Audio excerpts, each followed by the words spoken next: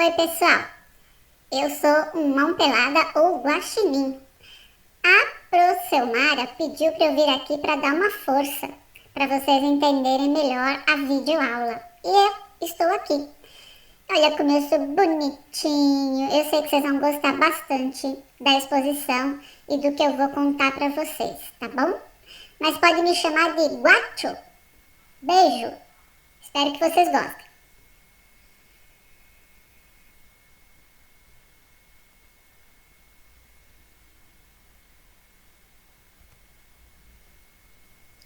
Então, pessoal, a gente vai começar reconhecendo quem são esses primeiros 4 sistemas do corpo humano, ou seja, o respiratório, o digestório, o cardiovascular e o excretor. E também quais são os órgãos que compõem estes sistemas. E ainda o que cada um deles faz, até porque eles atuam em conjunto no corpo. Mas para isso eu vou chamar a Prof. Cel. Prof. Cel, agora é com você, ok? Depois a gente vai ficar esperando as dúvidas que os alunos mandarem. Eu volto em breve. Um beijo para vocês. Tchau. E aí, pessoal, tudo bem com vocês? Agora sim, hein? A gente está entrando no conteúdo do 8º ano e eu espero que vocês aproveitem bem essa videoaula. Gostaram aí do meu amigo, do Guacho? É muito fofo, né? O guaxinim é um bicho muito bonitinho. Então, ele vai ajudar a gente a entender algumas coisas. A gente vai começar compreendendo, né, o primeiro bloco de sistemas. Então, a gente vai com calma. O que significa a captação de recursos do ambiente? Então, olha lá o que o guacho está fazendo, né? O guacho está se alimentando, ao mesmo tempo ele está respirando, né?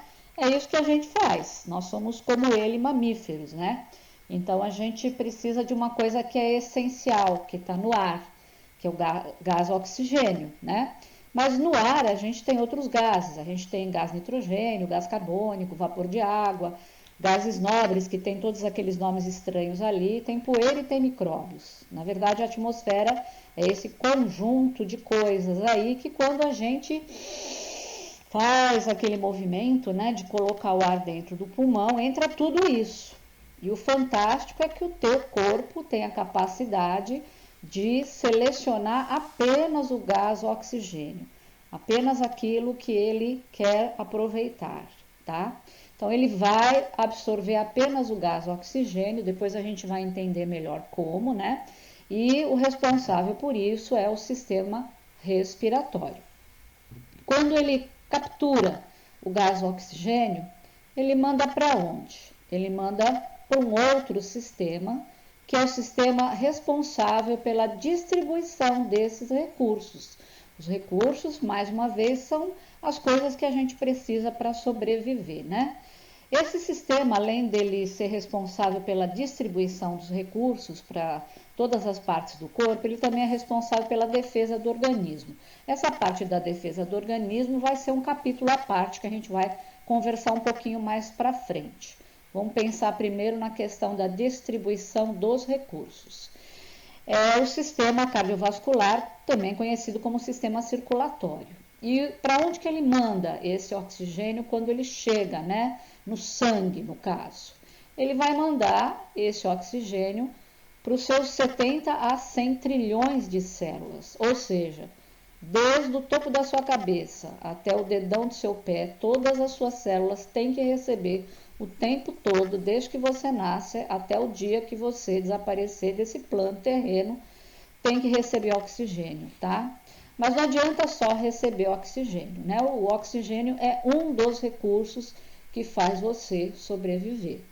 O outro recurso que faz você sobreviver são os alimentos. Ali à sua direita, então, você está vendo, né, que os alimentos eles contêm diferentes tipos de nutrientes, carboidratos, gorduras, proteínas, vitaminas, sais minerais e a própria água, né, que é um elemento vital aí para a gente. Esses diferentes alimentos, quando a gente coloca ali essa listagem de nutrientes, cada alimento vai ter mais ou menos desses nutrientes, né? Se a gente pensar numa fatia de pão, ele vai ter muito mais carboidrato do que gordura, proteína, vitamina, sais minerais e água, né? Então, ele nos oferece mais carboidrato em termos de nutrientes do que os demais. Se você pensar numa carne, né, de um animal, de um peixe, de um boi, de uma galinha, ela nos oferece essa carne muito mais proteína e gordura, às vezes dependendo do tipo de carne, do que os outros nutrientes. Se você pensar em manteiga ou num óleo, né, num azeite, o que ele mais nos oferece é gordura, né? Se você pensar numa fruta, numa verdura, é o tipo de alimento que vai nos oferecer muito mais vitaminas, sais minerais e a própria água, né, do que os demais nutrientes. E assim por diante, vai depender do que você tiver enquanto oferta. Por isso que é bacana a gente ter uma alimentação diversificada e não comer um só tipo de coisa, principalmente as bobagens aí que vocês vivem comendo, né? Salgadinho, refrigerante, essas coisas aí. Bom, mas a gente vai pegar esse alimento, né? E ele está numa forma na natureza, né? No ambiente que não é uma forma ideal. Você não pode pegar uma fatia de pão e enfiar dentro das suas células. As suas células são microscópicas, a fatia de pão é grande. Então você vai ter um sistema que vai pegar esse alimento, né? Que é grande. Então eu estou chamando isso de macroalimento e vai ter que transformar isso num formato bem miudinho, bem pequenininho, que eu vou chamar de microalimento, para que isso possa ser levado para o sangue levar isso para o interior das suas células. O sistema responsável por isso é o sistema digestório, tá? Então ele vai fazer uma coisa que a gente chama de processamento desses alimentos. Esse processamento nada mais é do que diminuir o tamanho desses alimentos para que eles possam entrar dentro das células, ficarem bem pequenininhos, né? E tem duas formas disso acontecer. Ou ele vai quebrar mecanicamente, então, por exemplo, quando a gente mastiga o alimento, ele é grande, você vai mastigando, vai quebrando, vai partindo em pedaços menores, ou você faz o que a gente chama de digestão química. Você mistura esse alimento a alguma substância química que desfaz, que dilui esse alimento e vai transformando ele em partículas menores, né? Que são os chamados sucos digestivos. A gente tem vários, né? Tem na boca, no estômago, vários outros no intestino. Até que eles ficam bem pequenininhos e aí sim eles são capazes de atravessar as paredes do intestino delgado, vai ser lá no final, e poderem atravessar a parede dos vasos sanguíneos, entrarem no sangue, mergulharem no sangue e do sangue passarem para as nossas células. Aí sim, né, eles vão ser microalimentos que vão para o sangue, para o sistema cardiovascular e daí eles vão entrar nas células. Na verdade, eu coloquei ali, né, a glicose como um exemplo, né? A glicose é o alimento processado do tipo carboidrato. Qualquer carboidrato que entra no teu corpo, ele vai ser processado, ele vai ser quebrado em pedaços menores, e o menor pedaço possível de um carboidrato é a glicose, tá? Mas se você pensar em gordura, proteína, na verdade, o processamento deles vai gerar outro tipo, né, de microalimento. As vitaminas, sais minerais e água não precisam ser processados, porque eles já são de tamanhos bem pequenininhos, ok? Eu coloquei a glicose porque a glicose é um alimento muito pequenininho e muito rico, né, naquilo que a gente mais precisa, que é energia. Mas não adianta a gente pôr uma glicose cheia de energia se a gente não tiver a ajuda do oxigênio para quebrar essa glicose e extrair dela essa energia. E aí é que está a mágica, né? Aquilo que na outra videoaula eu falei que as bactérias há bilhões de anos atrás faziam, né? Aprenderam a fazer, que é usar o oxigênio disponível e pegar algum alimento, né, orgânico ali presente no ambiente e extrair disso energia, a gente faz até hoje, as nossas células fazem até hoje, que é a tal respiração celular. Então, a reação química entre o oxigênio e a glicose, para extrair energia, né, da glicose, é aquilo que vai produzir energia. E aí a célula vai resolver o que vai fazer com essa energia. Ela vai reservar, ela vai usar, ela vai transformar, ela vai fazer o que precisar fazer na hora, ela vai decidir isso, dependendo de que parte do corpo for, ok? Então, esse é um processo extremamente importante para vocês terem um entendimento desses sistemas, por que a gente fala que eles atuam em conjunto, ok? Muito bem, mas para toda reação química, né, isso é o que entra na reação química, oxigênio e glicose, né, e a água, que vai estar sempre presente aí, sempre é gerado resíduo, né? No caso, um resíduo básico que é gerado é o gás carbônico.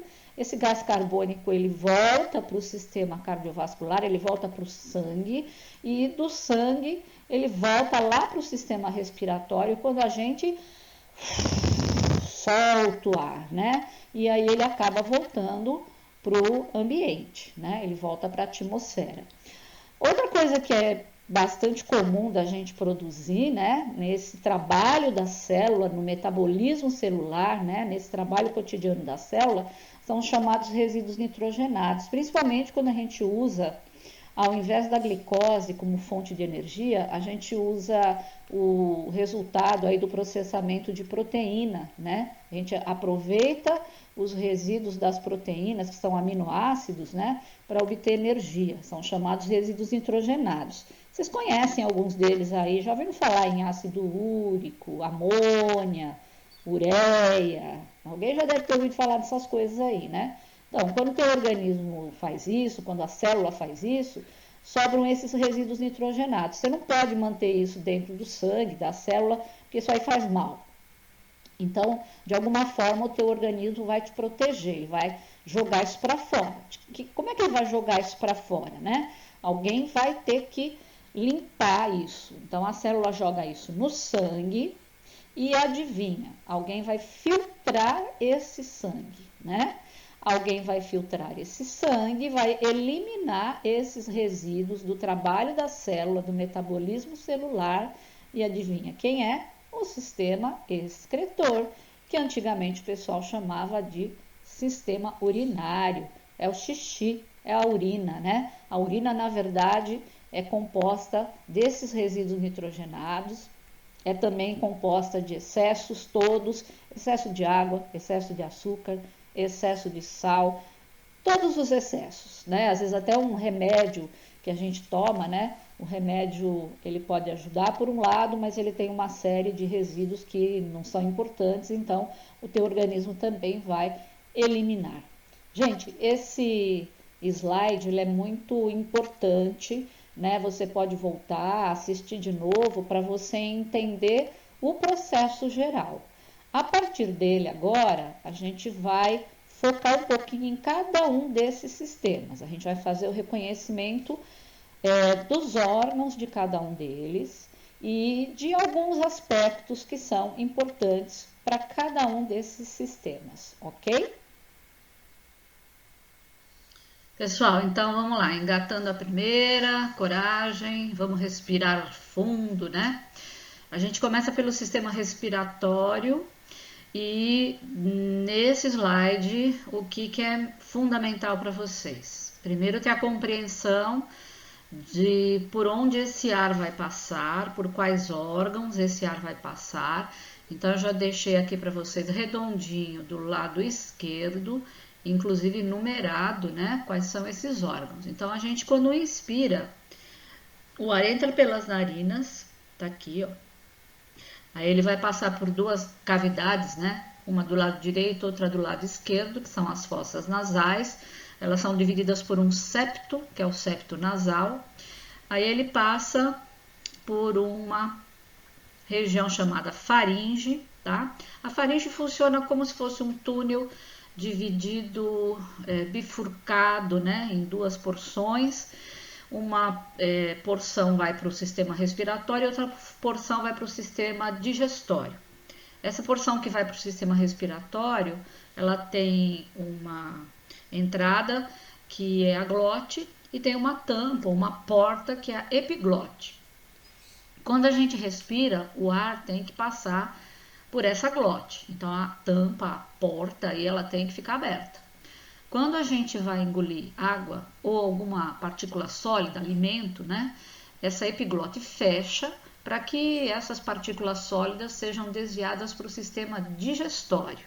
Olha só como o corpo é inteligente. A gente é que faz bobagem, né? Porque a gente às vezes fala, respira, engole tudo junto ao mesmo tempo e engasga. E quando a gente engasga e vai alguma partícula sólida, ao invés de ir para o digestório, desvia, a glote não sabe se abre ou se fecha, acaba abrindo e entra um grãozinho de arroz e vai lá em direção ao respiratório, o que acaba acontecendo é que a gente engasga e tosse. E essa tosse nada mais é do que uma forma do teu organismo reagir e devolver essa partícula sólida para que ela retorne e vá para o caminho certo.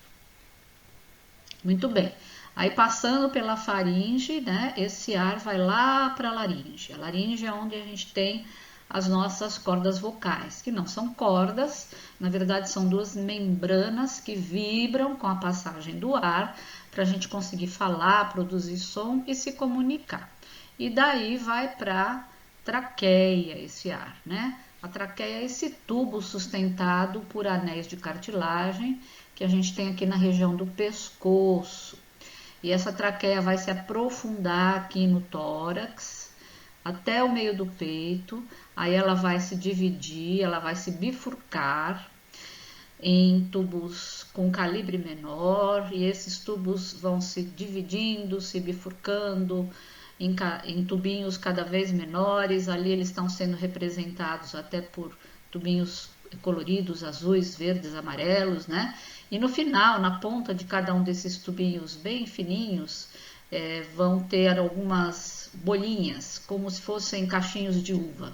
Então, na verdade, os nossos pulmões, né, são dois pulmões, o direito e o esquerdo, eles são constituídos, tá aqui o número 7, né, desses tubinhos bem fininhos, que são os bronquíolos, e essas bolinhas, esses cachinhos de uva, que são os alvéolos, que aqui são representados, né, por uma foto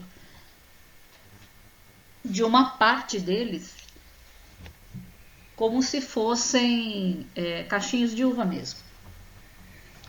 E só que essa uvinha ela é vazia, né? Porque o ar tem que chegar aí dentro dela. Esse ar que chega dentro dela, ele vai estar repleto de gás oxigênio, que vai penetrar, né, nas paredes dos alvéolos e acabar acessando o sangue. E, contrariamente, no sangue vai estar repleto de gás carbônico, que vai, no sentido reverso, forçar e entrar no alvéolo para poder voltar pelo sistema respiratório e ir em direção ao meio ambiente, né? A gente solta o ar e devolve todo esse gás carbônico em excesso. Muito bem, então a sequência: narina, fossas nasais, faringe, laringe, traqueia, brônquios e pulmões, e lembrando que os pulmões são formados pelos bronquíolos e pelos alvéolos pulmonares, é uma passagem importante do sistema respiratório. A outra coisa importante desse slide que eu queria ressaltar é esse musculão grandão que a gente tem aqui na base dos pulmões, que é o diafragma. O diafragma, juntamente com outros músculos que ficam entre as costelas que compõem a caixa torácica, que são chamados de músculos intercostais, eles são os responsáveis, quando se contrai, né, no movimento respiratório, por ampliar a caixa torácica para possibilitar a expansão dos pulmões. E isso faz com que o nosso pulmão se encha de ar e a gente consiga absorver a quantidade necessária de oxigênio. Então, desse slide, eu acho que as coisas mais importantes que eu queria apontar para vocês são essas aí que eu coloquei, tá? A gente vai agora focar aí no próximo slide um pouquinho mais o que acontece dentro dessas bolinhas, uvinhas vazias, que são os alvéolos pulmonares, ok? Então, olha aqui, pessoal. Vamos chegar mais pertinho desses tais alvéolos pulmonares e ver como eles são simpáticos e eficazes quando a gente sabe cuidar deles, é claro, né? E esse nome aqui, olha, ele vai aparecer muitas vezes aí na vida de vocês, nas avaliações que vocês vão fazer, nas avaliações institucionais, né? Hematose. O que significa hematose? Hematose é a troca gasosa entre capilares e alvéolos pulmonares. Ah, obrigada, entendi tudo, professor. Então vamos lá, vamos explicar. Troca gasosa. Troca gasosa são só dois gases que estão em jogo aqui: oxigênio, gás oxigênio e gás carbônico. Entre quem? Os capilares. Quem são os capilares? Capilares são vasos sanguíneos bem fininhos. Eles são tão fininhos que parece um fio de cabelo. Então aqui, olha, nessa primeira imagem, você pode ver, aqui é um bronquíolo, esses tubinhos que vocês estão vendo, tem até alguns cortados aqui. Aqui tem os alvéolos, que são as bolinhas ou uvinhas vazias, né? E envolvendo esses alvéolos, vocês estão vendo esses capilares, esses vasos sanguíneos. E vocês percebem que eles são de duas cores, né? Meio azulados aqui de um lado e meio avermelhados do outro lado, tá? Então, esses são os capilares. Eles colocam de duas cores porque representa o seguinte: os que estão chegando estão repletos de gás carbônico, por isso que eles ficam meio azulados. Os que passam pelo alvéolo deixam o gás carbônico e recolhem o gás oxigênio e ficam vermelhinhos. Aí eles retornam lá para o coração, que vai distribuir esse oxigênio para todo o corpo, tá? Então existe uma troca gasosa que ocorre aqui, que é a hematose, entre esses capilares, que são esses vasos sanguíneos bem fininhos, e os alvéolos pulmonares, representada aqui nessa figura. Aqui a mesma figura, um pouco menor. Aqui ele só está nomeando essas partes, né? Mostrando aqui, né, o vaso azul cheio de gás carbônico passando pelo alvéolo. Aqui está cheio de ar, mas desse ar, né, o que vai acontecer é que o gás carbônico entra e o gás entra dentro do alvéolo e o gás oxigênio do alvéolo entra no vaso sanguíneo e segue. Então o oxigênio entra no alvéolo, do alvéolo vai para o vaso sanguíneo. O gás carbônico sai do vaso sanguíneo, entra no alvéolo e vai embora em direção ao ambiente. Esse outro aqui simplesmente fez um corte nos alvéolos. Essa figura aqui é uma ampliação de um alvéolo para você observar, né, como é que é esse contato entre os vasos sanguíneos. E nessa ampliação, vocês estão vendo essas coisinhas vermelhinhas que estão aqui? Essas são células do sangue, são as hemácias, são os glóbulos vermelhos. Essas células são as responsáveis, né? São as nossas operárias, né? Elas são as responsáveis, elas que têm essa função, né, de fazer todo esse trabalho de pegar oxigênio, levar para as células, retirar gás carbônico das células, levar em direção ao pulmão, aí aos alvéolos, né? E aqui essa última imagem, na verdade, ela é uma imagem verdadeira, ela não é um desenho, um esquema, né, de um artista. Isso aqui é uma imagem real, né, ampliada ao microscópio eletrônico de varredura, um microscópio potente que dá para a gente imagens em 3 dimensões, né, do recorte aqui de alvéolos pulmonares, ok? Então aqui é para a gente entender esse processo de troca gasosa que recebe o nome de hematose. Não esqueçam esse nome. Bom, esse slide trata basicamente do que eu já comecei a comentar em slides anteriores do movimento respiratório. Ele é um pouquinho mais completo, né? Então, tudo que eu falar do lado esquerdo, que é a inspiração, que é a gente colocar o ar dentro do pulmão, basicamente do lado direito é o contrário, que é a gente soltar o ar, é a expiração. Então, para a gente inspirar, o que tem que acontecer? Movimento do diafragma, que é esse musculão aqui, que fica na base dos pulmões, né? O diafragma se contrai abaixando, é como se um guarda-chuva fizesse o movimento contrário, né? Ele simplesmente alterna a sua posição. E ao mesmo tempo, os músculos que estão entre as costelas, eles se contraem, elevando a posição das costelas. Isso faz com que a caixa torácica como um todo aumente e aí, né, possibilita que os pulmões se distendam. E os pulmões se distendendo, né, o ar consegue entrar. E isso tem a ver muito com uma questão de pressão interna dos pulmões, que permite que o ar que está fora entre. O exemplo que eu costumo dar é uma sala. Imagina você ter um monte de gente no corredor, né?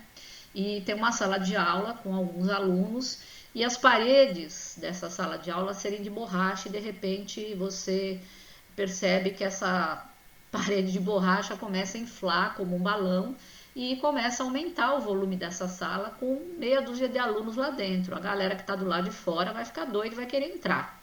Então é mais ou menos o mesmo processo, né? Se você aumentou o volume da caixa torácica, o pulmão expandiu e tem pouca partícula lá dentro de ar, né? De coisas lá, quem está do lado de fora vai querer entrar, tem mais espaço e é o que vai acontecer, né? Então o ar atmosférico ele entra nas vias respiratórias, ele chega até os pulmões. Aí no sentido contrário, então a gente vai passar lá para o lado da expiração. O diafragma ele vai subir, né? Ele vai relaxar subindo. Os músculos intercostais eles vão relaxar, fazendo com que as costelas abaixem ou baixem, né? E isso vai fazer uma diminuição no volume da caixa torácica, né? Portanto, os pulmões eles vão ser comprimidos, né? Eles vão se contrair. Comparando com o exemplo da sala de borracha, na verdade, imagina que entrou um monte de gente na sala, né?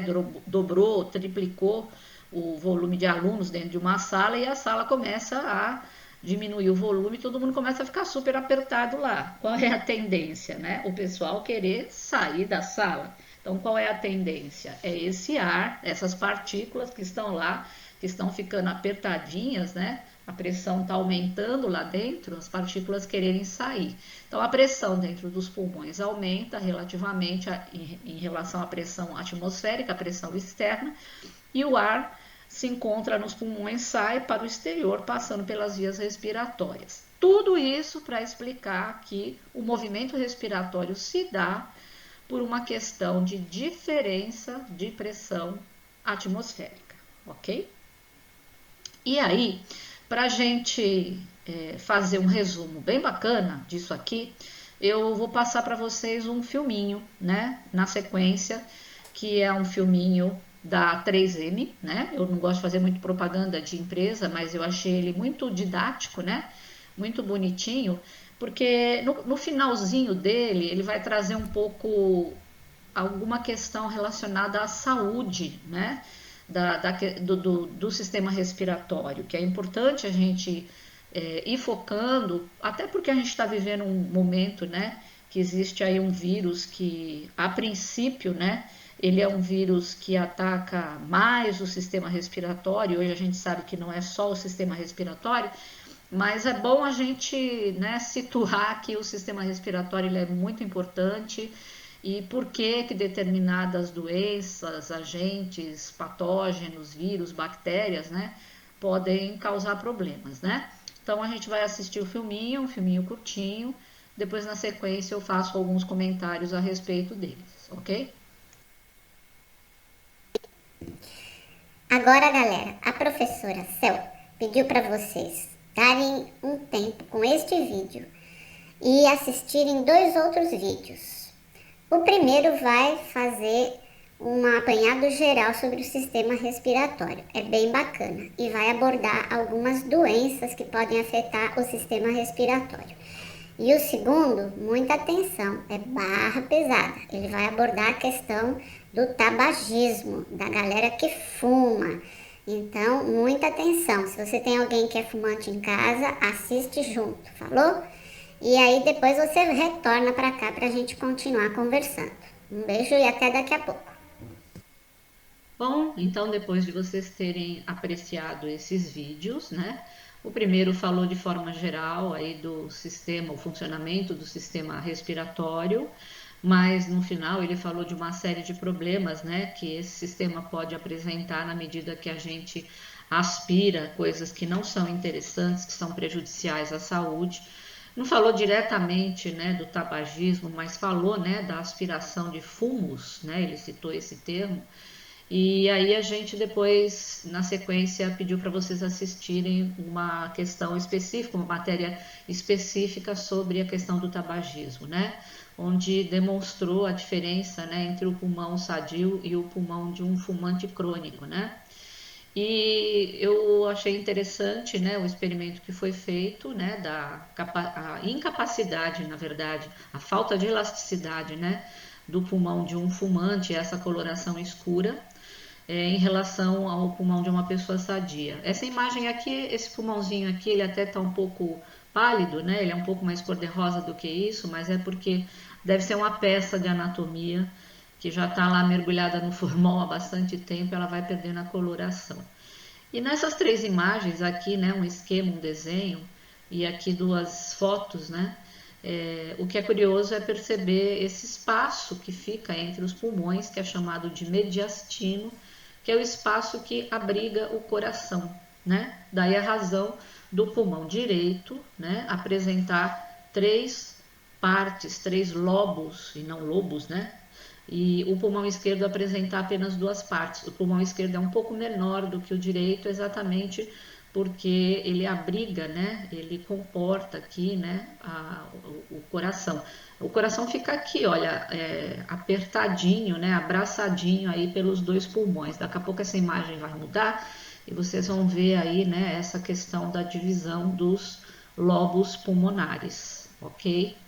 Então é isso, né? Eu acho que dá para se pensar quando uma pessoa que fuma, se ela pudesse ver o pulmão dela como está ficando, né? Se ela pudesse olhar por dentro e ver como é que o pulmão dela está ficando, eu acho que ela pensaria duas vezes. Eu sei que o tabagismo, ele não é uma coisa que a gente deve culpabilizar a pessoa, afinal de contas é uma dependência química, a pessoa não fuma só porque ela quer, porque ela acha bonito, ela se torna dependente ao longo da vida, né? É uma droga que começa a fazer parte do organismo e a pessoa não consegue mais, né, se livrar dessa droga. Ela sente uma dependência, o organismo precisa daquilo para funcionar, para ela se sentir bem, né? Mas tem tratamento, né? Então, quem tem também um pouquinho de força de vontade, que quer preservar a sua saúde, pode tentar buscar tratamento, né? Tem vários hospitais, inclusive públicos, né? Um deles o servidor municipal, né? E estadual também oferece, principalmente o estadual, eles têm um programa aí, né? Para as pessoas que querem se livrar dessa dependência. E eu acho que é isso, né? A gente tem que ajudar as pessoas a repensarem a questão da sua saúde, ok? Então, espero que vocês tenham gostado do vídeo. Tudo bem? Ai, Pro, eu fiquei horrorizado com aquele vídeo. E aí, olha, eu tô muito gordinho, então resolvi fazer exercício. Olha lá, vou fazer abdominal. 1, 2, 3, 4, 5, 6, 7, 8, 9, 10. Você vai ver, Pro, eu vou ficar magrinho, vou perder essa pança aqui. E por falar em pança, eu convidei um primo meu para tratar do próximo capítulo. Eu espero que vocês gostem. E já vem aí. Vamos lá, continuando. 1, 2, 3, 4, 5, 6. E vamos lá.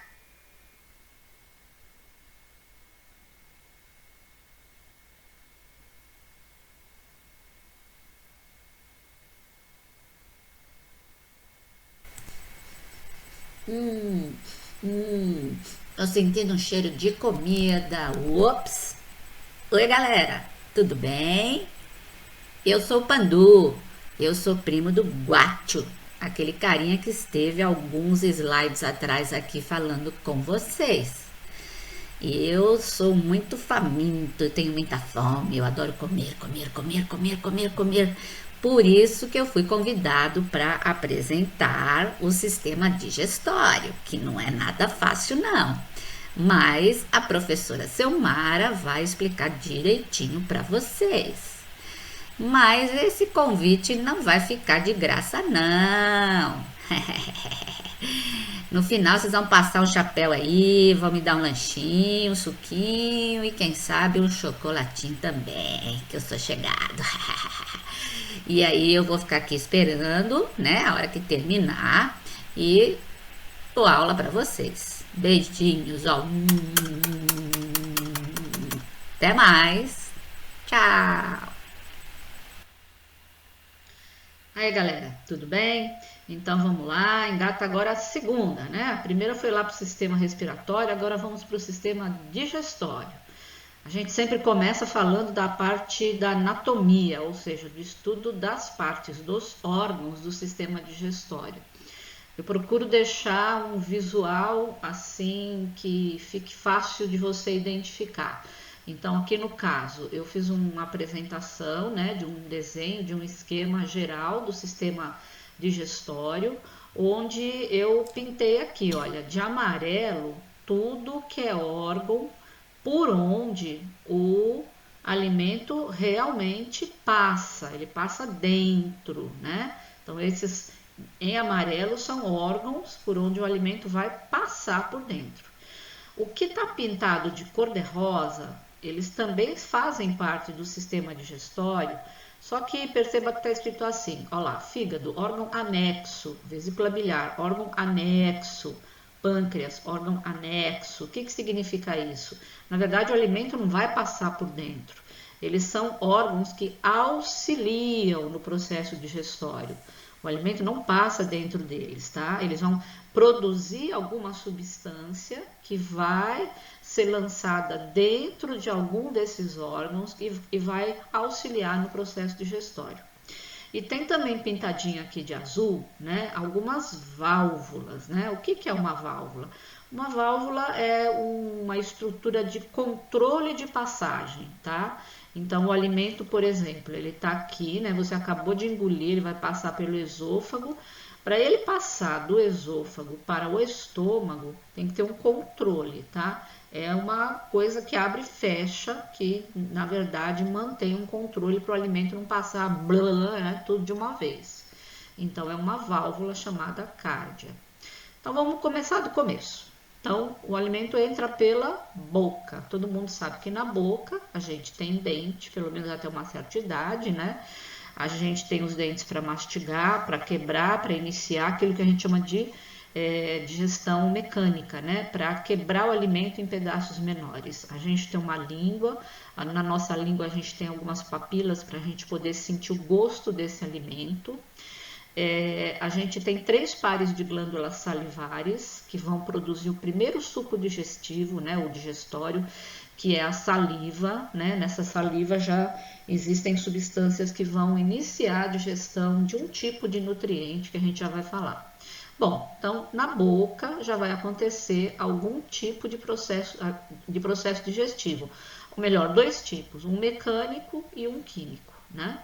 O mecânico feito pelos dentes, pela trituração, e o químico feito pelo envolvimento do alimento com a saliva. Daí a gente engole. Quando a gente engole, olha quem apareceu aqui de novo, a faringe. Lembra da história da faringe? A faringe que tem lá, né, aquela bifurcação, tem a glote, a epiglote e tal, mas a glote e a epiglote dizem respeito à parte do sistema respiratório, né? Elas são a passagem em direção ao sistema respiratório.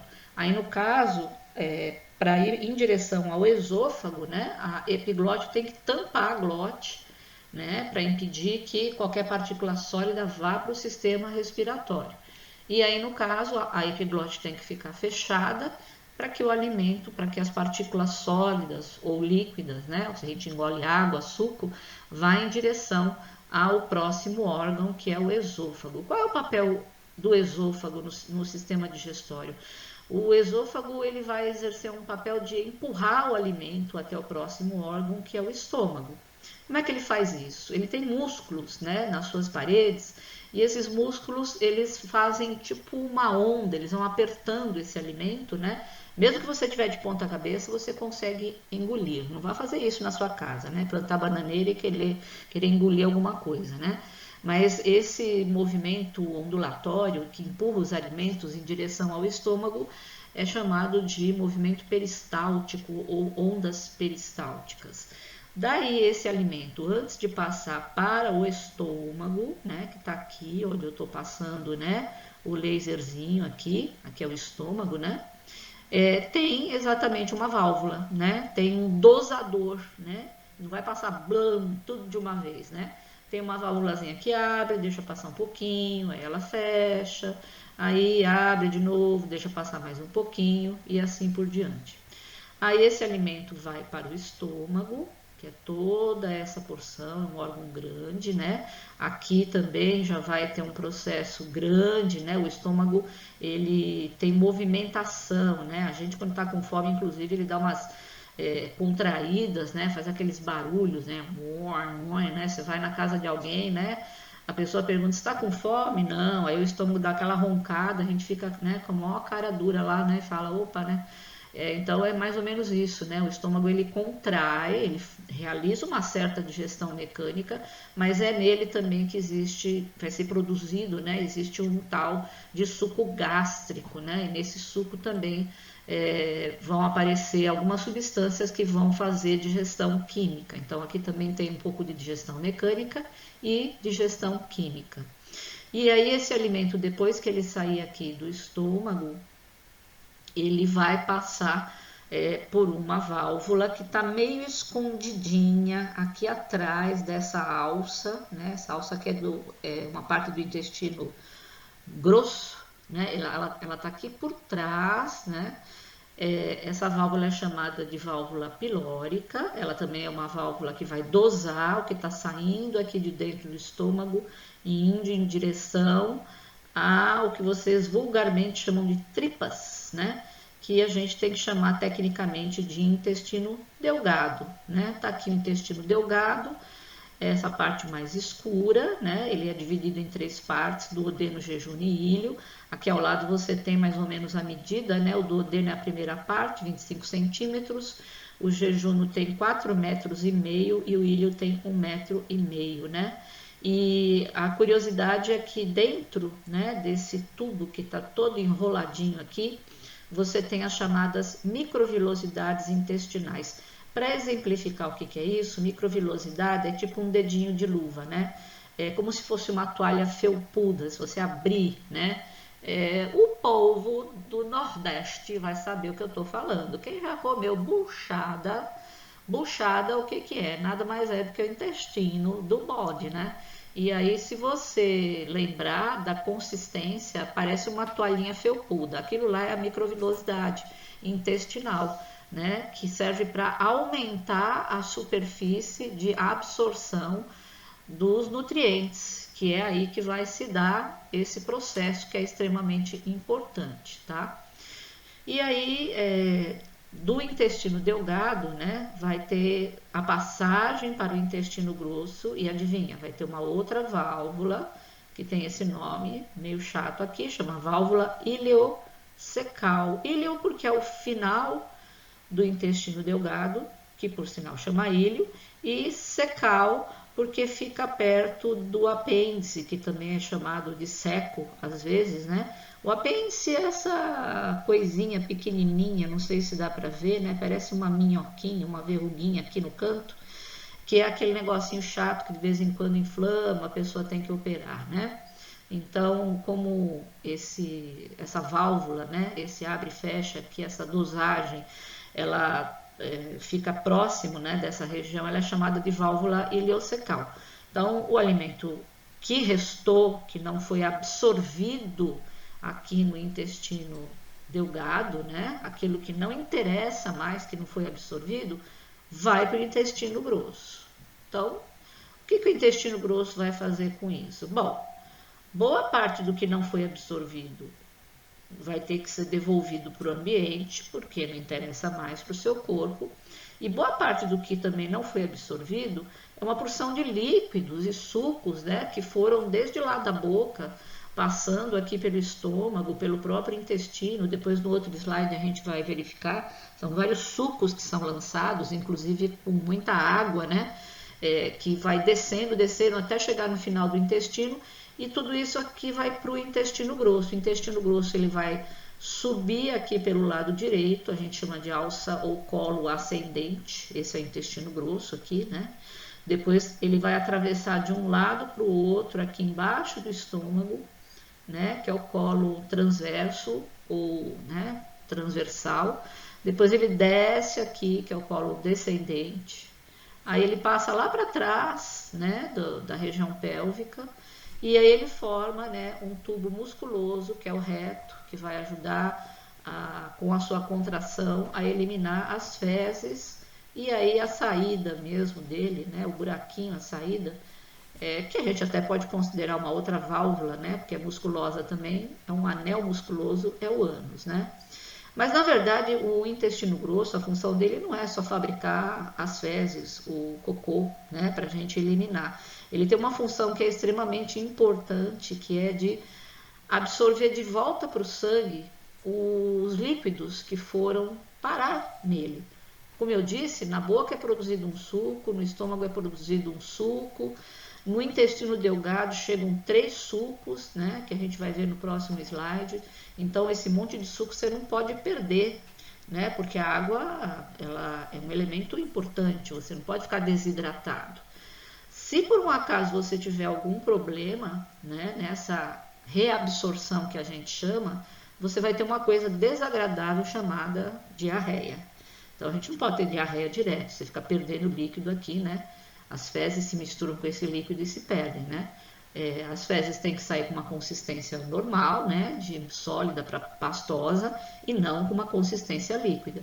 E para não sair com essa consistência líquida, quem reabsorve isso é o intestino grosso, que são essas alças que eu mostrei aqui para vocês, ok? Bom, eu acho que desse slide para reconhecimento, né, da passagem aí do alimento, então lembrando que ele entra, a boca é uma região, vocês vão ver no próximo slide, onde vai acontecer processo digestório. No esôfago não, ele só vai conduzir o alimento, passa por uma válvula. No estômago vai acontecer processo digestório. Aí ele manda esse alimento lá para o intestino delgado, aqui vai acontecer processo digestório, tá? Então é boca, estômago e intestino delgado. São os 3 locais onde vai acontecer processo digestório. E no intestino delgado acontece a absorção do que é importante, que vai para o sangue. O que não é importante vai para o intestino grosso e vai ser eliminado, e a parte líquida, né, dos líquidos importantes retornam para o sangue. Acontece a reabsorção, ok? Espero que eu não tenha falado muito rápido. Depois a gente, no próximo slide, a gente vai entender, né, qual é o papel, afinal de contas, desses 3 carinhas aqui, né? O fígado, a vesícula biliar, o pâncreas, o que eles ficam fazendo aí, né? Por que eles são órgãos anexos, ok? Então vamos para frente. Aí, galera, que slide maneiro. Ih, tem gente que já desesperou, hein? Nossa senhora. Mas, ó, vai com calma, tá? Respira fundo. Vai fazer um lanchinho se quiser, depois volta. Mas, vamos lá, vamos começar. Ó, seguinte. Vamos pelas áreas, né, que eu falei que onde acontece processo digestório. Então só tem 3. Então vamos pensar assim, onde está amarelinho, que é a boca, tá? Que é o estômago, tá aqui, e que é o intestino delgado. Eu coloquei também o intestino grosso, porque apesar de não acontecer processo digestório, acontece algo que é muito importante lá, que eu falei que é a produção das fezes, mas também a reabsorção de água, tá? Eu acrescentei ele, não que aconteça processo digestório, mas é porque acontece algo que é fundamental lá dentro. Então, na boca, quando a gente coloca, você comeu lá vamos dizer, vocês gostam de hambúrguer, vocês adoram essa tranqueira aí, então você comeu hambúrguer, que vai pão, que vai o próprio hambúrguer, que é carne, gordura, vai alface, vai maionese, vai tomate, vai um monte de tranqueira lá. Bom, então, quando você está mastigando esse alimento, na verdade, acontece a digestão mecânica, que é o mastigar, que é quebrar em pedaços menores, mas as glândulas salivares da boca, elas já vão produzir a saliva. A saliva nada mais é do que um suco digestivo, tá? E esse negócio de pH é que na boca, né, precisa ter um ambiente para que algumas substâncias funcionem para iniciar o processo de digestão apenas de carboidrato. Então, quem é o alimento que contém bastante carboidrato desse teu sanduíche? É o pão, tá? Como eu falei alguns slides atrás, né, as massas, de maneira geral, são as nossas fontes de carboidrato. Então, quem vai iniciar o processo digestivo ou digestório de carboidrato é uma substância que tem na saliva, que a gente chama de enzima. Ela recebe o nome de enzima amilase salivar, mas é conhecida no mundo do crime como pitialina. Então, a dona pitialina é a responsável pelo início da quebra, né, dos carboidratos. E isso acontece na boca e tem que estar nesse tipo de ambiente, né? O pH é aquilo que vai controlar se o ambiente é mais ácido ou mais básico. A gente vai ter uma compreensão melhor disso depois quando vocês forem para o 9º ano, tá?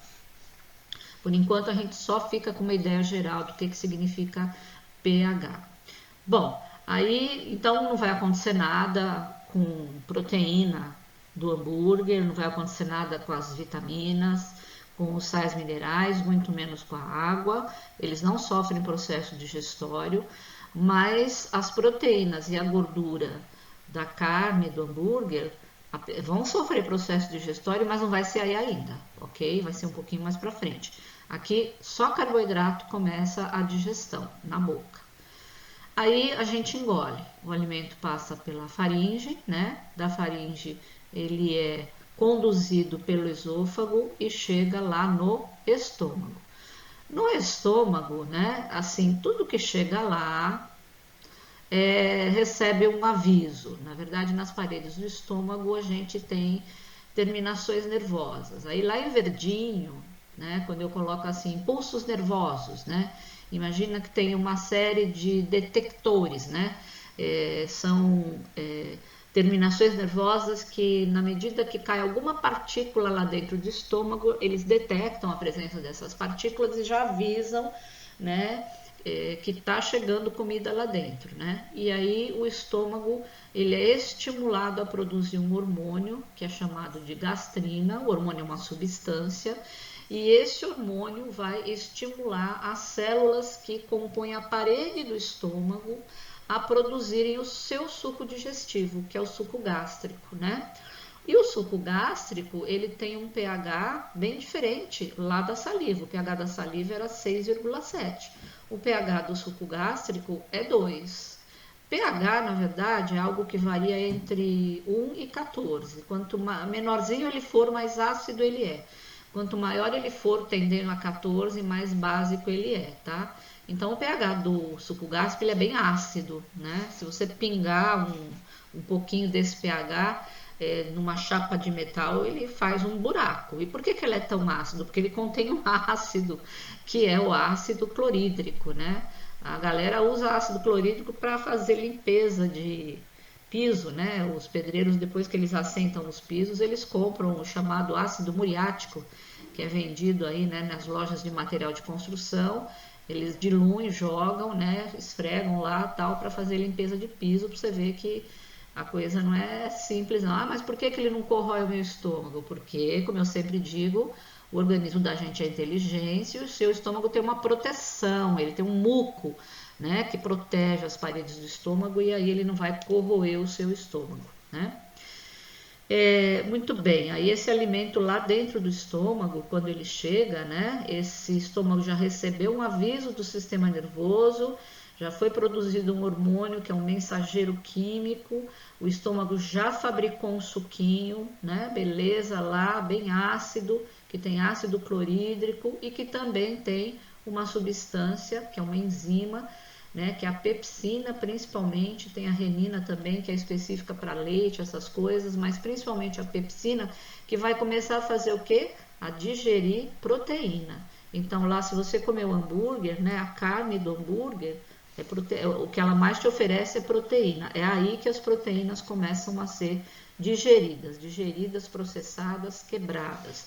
É no estômago. Então não adianta ficar mastigando 3 horas a carne na sua boca que não vai acontecer nada com ela. É só lá no estômago que ela começa a ser quebrada e processada.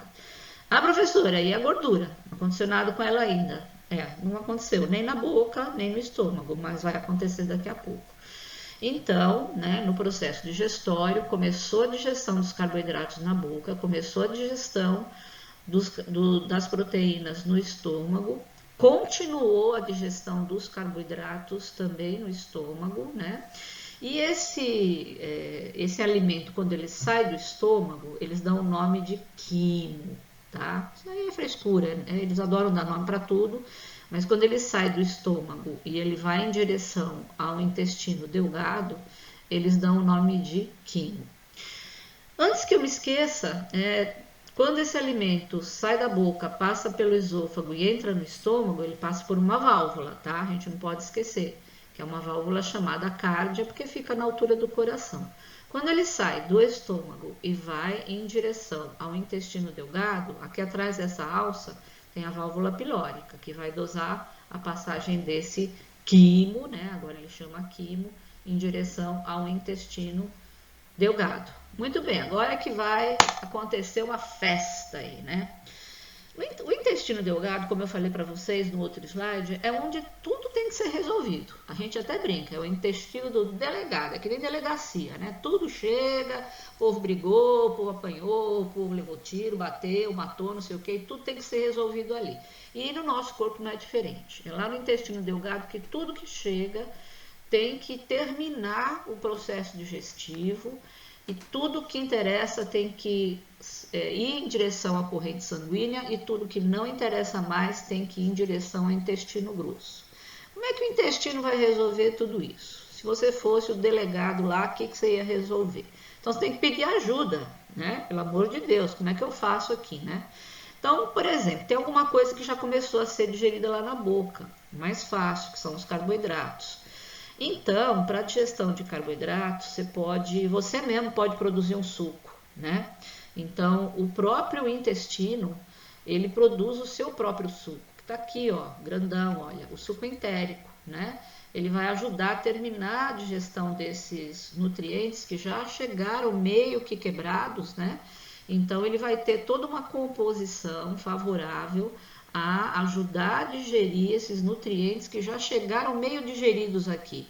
No caso, os carboidratos que começaram lá na boca, no caso, as proteínas que começaram a ser digeridas no estômago. Mas e as gorduras? Eita, gordura. Gordura que é o problema, né? Depois daquela feijoada, né, gordurosa lá, tal, que você comeu, ou mesmo a carne do hambúrguer, que tem gordura pra caramba, né? Como é que você vai fazer com essa gordura? A gordura sempre é um problema, né? Gordinho, né? Os gordinhos, coitadinhos dos gordinhos, né? Sempre tem um problema aí com esses gordinhos aí. Então, a gordura acontece o quê? A gordura acontece o seguinte, quando ela chega aqui, ela tá inteirona, né? Ninguém digeriu nada. Ela aí vai ficar parada, olhando de um lado para o outro. Quem é que vai encarar essa gordura? Aí sim, o delegado vai pedir ajuda para o fígado. Então, vamos lá. O fígado vai produzir um suquinho muito interessante chamado bile ou bilis, né? Esse suco ele vai ser mandado para a vesícula biliar. Quem é que avisou o intestino delgado para isso acontecer? Foi também terminação nervosa que tem aqui no intestino delgado, ó. Foi uma terminação nervosa que avisou que estava entrando comida, o intestino delgado produziu um hormônio, esse hormônio, né, começou a despertar o intestino delgado, ele foi lá e avisou o fígado, pelo amor de Deus, está chegando comida e eu tenho aquele problema lá com as gorduras, e ele foi lá e avisou o fígado, né, que está aqui desse lado. Aí o fígado começa a produzir a tal da bile, né, ou suco biliar. O suco biliar é um suco esverdeado, né, todo mundo sabe. Já viu, já sentiu gosto, enfim. Ele faz esse suco e ele manda através de um canalzinho aqui para a vesícula biliar. A vesícula biliar, ela tá aqui, ó, bem embaixo dele. Ela, num slide mais para frente, vocês vão ver como é que é a cara da vesícula biliar. Ela é meio esverdeada mesmo, né? Porque a bile é verde, né? Então ele vai fabricando esse suco biliar e vai armazenando na vesícula biliar. A vesícula biliar, ela é secretária do fígado. O fígado fabrica e manda para sua secretária. Diz assim para ela: olha, conforme for entrando gordura, senhora vesícula biliar, a senhora vai mandando aos poucos aí essa bile para ir digerindo. Então a bile, ela funciona tipo um detergente. Quando você pega uma panela, uma frigideira muito engordurada, a gente tem que tacar detergente lá na bucha e esfregar. Então a bile faz a mesma coisa, ela quebra a gordura em pedaços menores, tá? Ela tem o mesmo papel, ela é emulsificante, ela funciona como um detergente. Então ela vai lá e começa a quebrar essas gorduras. E outro carinha que vai dar uma força também é o pâncreas, né? Que está embaixo do estômago, ele está aqui, ó, amassadinho aqui embaixo do estômago. O pâncreas vai produzir o suco pancreático. E o suco pancreático também, né, tem algumas propriedades que ajudam no processo de digestão, de finalização aí da digestão de gordura, de carboidrato, de todo mundo aí. Então, por isso que esses órgãos aqui, né, esses três que eu pintei de cor de rosa, eles são chamados de órgãos anexos, né? Olha aqui, ó, impulsos nervosos também, né, estimulam o intestino delgado a produzir um outro hormônio, né? Hormônio chamado secretina, né? Que vai estimular o pâncreas a produzir suco pancreático. Aí esse suco pancreático tá aqui, ó. Ele vai ajudar também o intestino delgado a terminar com essa confusão toda aí. Resumindo, na boca tem um suco, que é o suco salivar. Inicia a digestão de carboidrato. No estômago tem um suco, tá? Qual é o nome desse suco? Suco gástrico. Inicia a digestão de proteína.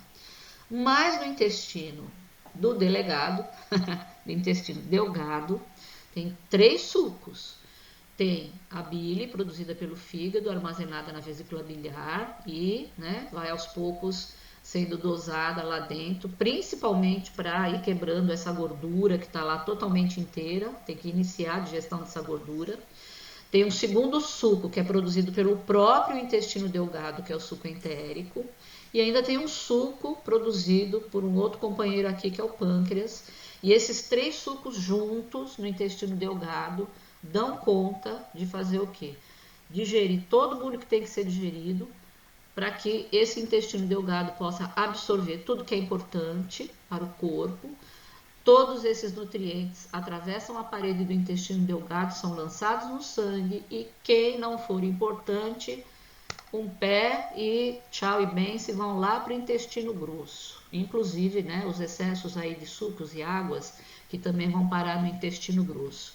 O intestino grosso, por sua vez, recebe esse pessoal aí e reabsorve, dá um chupão nisso aí, devolve essa água toda lá para o sangue e faz os bolinhos, né? Aqueles bolinhos que a gente chama de fezes, né? Que não são muito cheirosos, né?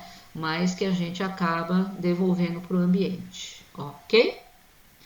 Isso, gente, é um resumo, que eu sei que não é fácil, é muito nome, é enzima, é impulso nervoso, é glândula tal, mas tá aí, é o máximo que eu posso resumir, suavizar, para você poder entender o funcionamento, a fisiologia do sistema digestório.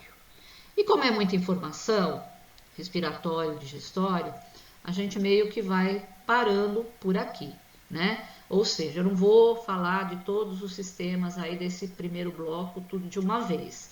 Eu vou falar a princípio do respiratório e do digestório. Queria mostrar umas imagenzinhas bonitinhas aí do digestório para vocês, né? Afinal de contas, a gente fica só mostrando desenho, imagem. Vou mostrar umas coisas de verdade. Vamos lá, vamos ver, vocês encaram? Olha aí que bonitinho, né? Não dá vontade, gente, quando você vê isso aqui ao vivo e a cores, de comer um hambúrguer? Pois é, né? Isso aqui é uma montagem. Isso aqui o artista, né, fez o desenho todo bonitinho aqui sobre o corpo desse rapaz. Aqui ao lado vocês estão vendo uma montagem com os órgãos de verdade, mas a gente não consegue visualizar tudo, né? Principalmente a parte superior. A gente só vê aqui o finalzinho, né, do esôfago. Dá para ver fígado, estômago, né, as partes do intestino grosso, tal. Mas ainda falta uma série de coisas, né? Se a gente vai um pouquinho mais para frente, ó, isso aqui no fundo é efetivamente um corpo humano aberto, né? O que eu fiz aqui foi puxar algumas setas e mostrar esses órgãos em separado. Então, isso aqui é um fígado, né? A posição aqui do fígado do lado direito, sempre, né? Como um órgão anexo. Lembra que eu falei da vesícula dela ser esverdeada, né? Então, no corpo mesmo ela tem essa coloração esverdeada, ela fica embaixo do fígado. Então, tá aqui, ó. Quando ela tá bem fechadinha, assim, bem bonitinha, né? Numa pessoa viva, ela tem esse aspecto aqui, né? Isso aqui é uma válvula, né? Esse buraquinho que abre e fecha aqui, né? Vocês podem pensar em outras bobagens, mas isso aqui é uma válvula, a válvula pilórica, aquela que fica entre o estômago e o intestino delgado, por exemplo, né? O pâncreas, que aqui dá para ver um pedacinho dele, aqui a gente vê um pâncreas extraído, né? Que tem esse aspecto aqui, ó, tá? Ele fica embaixo do estômago. Aqui você tem um estômago visto por fora e aqui você tem um estômago visto por dentro, né? É interessante porque ele tem todos esses meandros, né? Assim, essa parte aqui toda rugosa, né? Aqui uma parte do intestino grosso, que nessa outra imagem tá aqui apontada, né? Intestino grosso, aqui do lado tem o intestino delgado e aqui, né, na imagem, o intestino delgado que tem esse aspecto aqui, ok? Então, assim, isso é para ter uma ideia do que quem trabalha com medicina, né, o cara que se especializa aí nessa parte, ele vê isso todos os dias. Pois é, esse pessoal aí é muito mal de vaca. Não me deram nem lanchinho, nem suquinho. Só faturei mesmo um chocolatinho, mas tudo bem. Da próxima vez, vou cobrar mais, hein? Falou? Yeah! Agora eu descanso e vocês fazem a atividade 5 direitinho. Falou, galera?